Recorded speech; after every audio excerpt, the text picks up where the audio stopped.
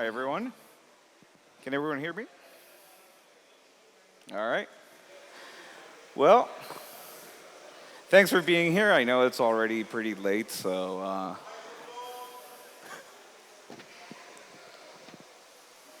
can you hear me? All right. So, you can't buy coffee with Bitcoin. I think we've heard all this, like, at least I have heard this so many times and read it so many times, and I personally just got tired of it. Not only because I know I can, and I know you can, and I recognize a few faces here that I know that they do. But I want to tell you that to me, the whole coffee and Bitcoin industry, it's so much more than that. The whole connection goes way deeper than actually buying a cup of coffee with Bitcoin.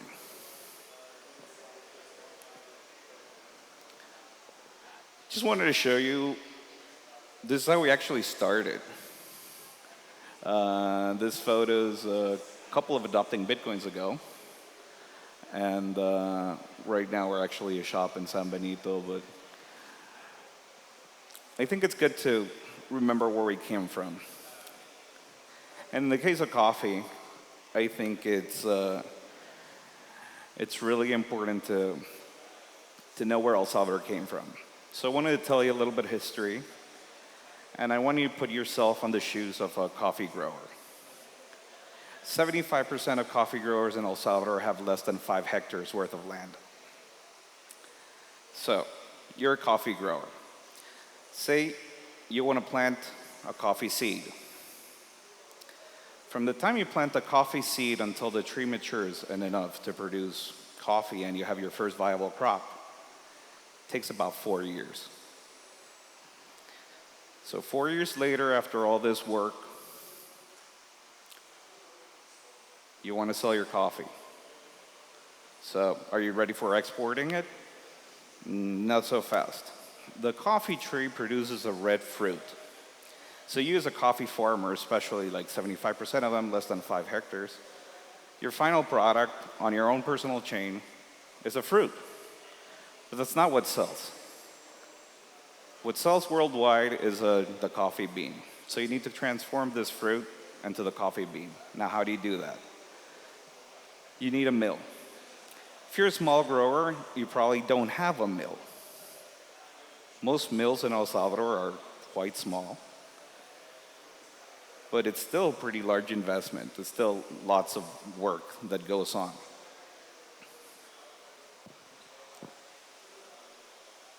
So you sell your coffee to the mill. So what does the mill do with it? Well, they process it, and then do they just sell it abroad? Generally, they sell it to an exporter who sells it to a large green coffee importer who sells it when they have it to a distributor who sells it to a roastery. The roastery then sells the coffee to a coffee shop where you finally go ahead and you drink a cup of it or you buy a pound to take home. That's a lot of steps. Not only like a lot of steps, but it's a lot of intermediaries. A lot of spoons are, taking a chalk out of it. And I think that to me is where Bitcoin serves as an inspiration. If any of you are interested in the history of coffee in El Salvador, I always recommend you read one book. It's called Coffee Land. It's by a Harvard-educated professor who teaches at the City University of New York. He's called Augustine Sedgwick. And the book tells the story of one guy, an immigrant from Manchester called James Hill, who moved to El Salvador about 1890. By the early 1900s, James Hill, he married well. He married into a family that already owned some land, that already had some coffee. But he knew he needed to change the paradigm. So what did he do? Back then, he took the principles of the Industrial Revolution, that he'd learned in his native England and applied them to coffee. When I was reading this book, since the events recalled in this book are between 120 and 90 years ago, to me, personally, perhaps the most surprising thing is how little some things have changed. The coffee market that I just described, grower to mill to importer to exporter and so on, it's not that different today than it was during James Hill's time. It's a club that started in the late 1800s, late 1890s, when they founded the Intercontinental Exchange of the NYSE. And it started the whole coffee futures thing. What is coffee worth? Green coffee today, like literally today, you're talking about $2.75 a pound. In 1977, green coffee reached its all-time high of $3.37. If you adjust that for inflation, that's about $19 today. So coffee is really as cheap as it's ever been. And for the poor guy at the beginning of the chain, who's now 4 years into the process, it's really hard to get ahead.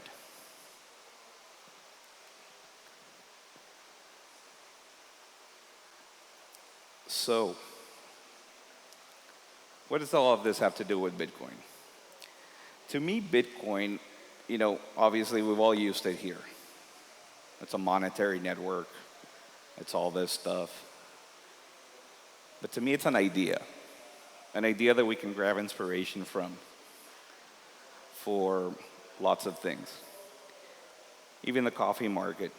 It's that idea that, you can be disruptive. That you can think outside the box.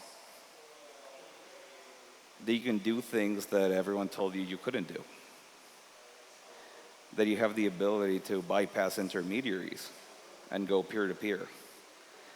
Be it with coffee or with anything else. We started accepting Bitcoin at the coffee shop a couple months actually before it became legal tender here in El Salvador. And like most of us here, I think I didn't understand it then. I think the first time we all interacted with Bitcoin, first time we bought it,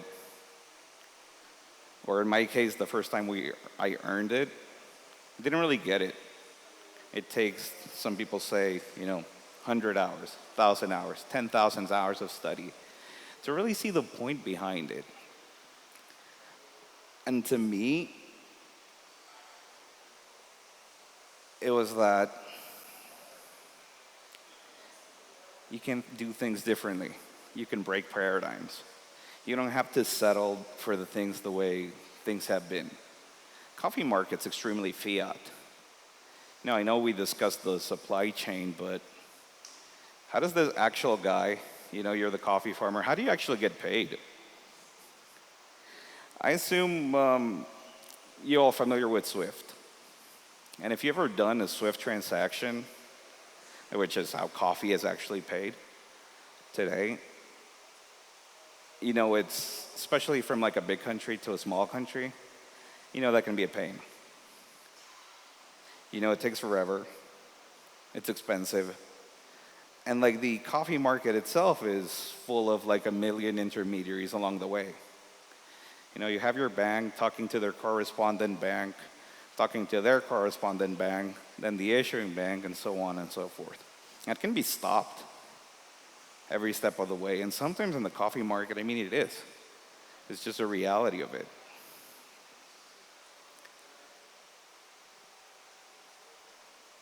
So the coffee farmer, how does he get paid? Does he get paid when he sells? Because I know that's what we said. The coffee to the mill? Nope. After the mill is done processing, he gets paid then? No. How about when the mill sells it to the exporter? Nope. How about when the mill sells it to, the exporter sells it to the importer? Once the importer has received the coffee, which is roughly 4 to 6 months after the coffee was delivered by the grower, that's when the grower gets paid. Now, does the grower get the $2.75? No. That's what's known as an FOB price, freight on board. That's the price that the coffee is worth when it's already on the ship. So how much does the grower actually get out of this? You know, with some luck, $1.75, $1.75. What's the cost of production every year for this coffee? About $1.50. A single coffee tree will produce, this depends on the variety and lots of other factors, how lucky you get with weather. But a single coffee tree, one of those, will make enough coffee to fill one of these. Roughly a pound of coffee per tree. And how much the grower gets for that tree? A shiny new quarter after, roughly 4.5 years of work and waiting. And then every year, if he's lucky, he'll get another shiny new quarter, assuming his costs don't go up, which sometimes I joke that inflation has hit everything in this planet except for green coffee.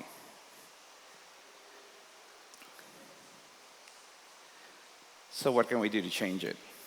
Grabbing inspiration from Bitcoin, the idea of going peer-to-peer, of removing intermediaries, we figured we should do just that.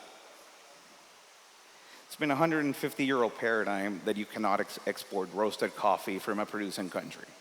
Why? Because it's too slow. Why? Because coffee stales. Because there's not the technology to roast, there's not the skills to roast in a producing country.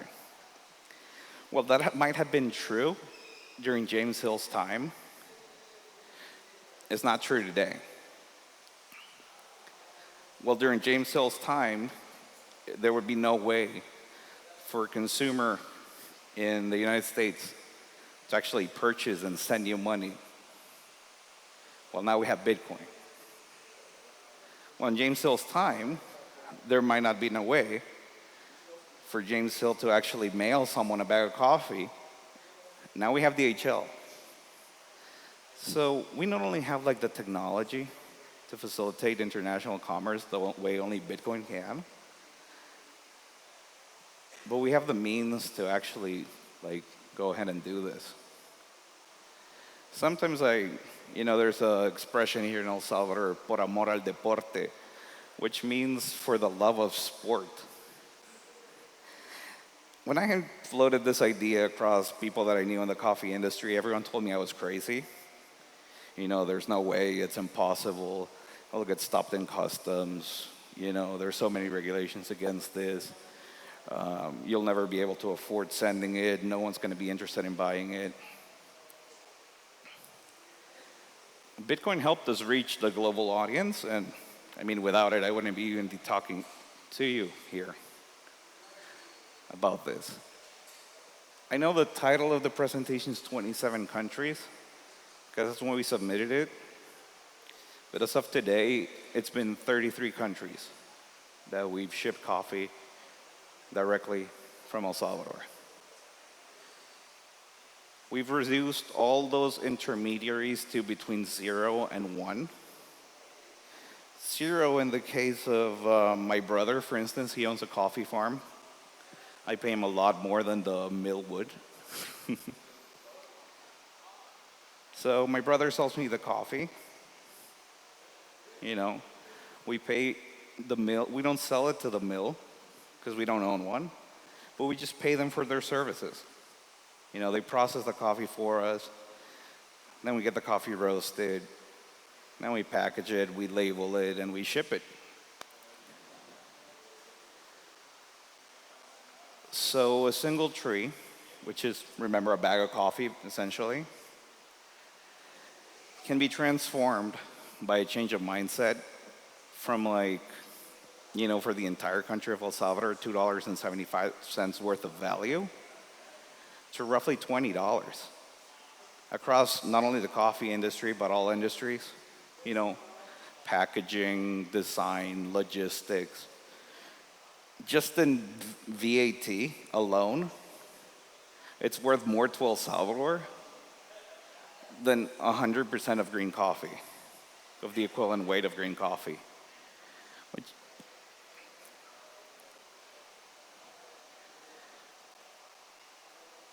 I think that, to me personally, this is important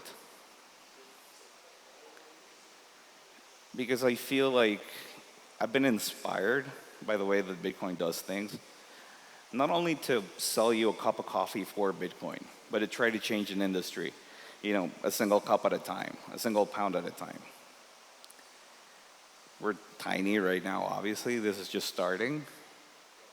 But I think it can grow. Roughly 90% of our customers who order online from us order again.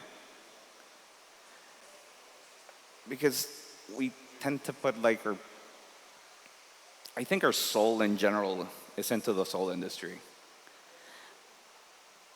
El Salvador was once known as coffee country. You know, now it's Bitcoin country. El Salvador was once the world's fourth largest coffee producer. Right now, we're top 30, maybe. And I think this can change. It went from 4 to 30. Why? You know a little about the history of El Salvador, but certainly 40 years of really bad coffee prices in this industry didn't help. And it leads to other problems. The forest you see around you, all those woods, those used to be coffee, and that's why it's still a forest. Coffee here in El Salvador grows in the shade. We lose the coffee forest here in El Salvador. I mean, we lose the water here in El Salvador. So it goes so much beyond like just coffee itself. But I just want to tell you, you know, how Bitcoin inspired us to like make that change. Think outside the box, break paradigms. You know, do what they told us a million times we couldn't do. Do what we've been told was impossible to do. And if this works for coffee, I mean, this can work for literally anything else. So far, we've shipped like 33 countries. And for most of the world, we can get you their coffee from here, from our shop in San Salvador, to your door in about 3 or 4 days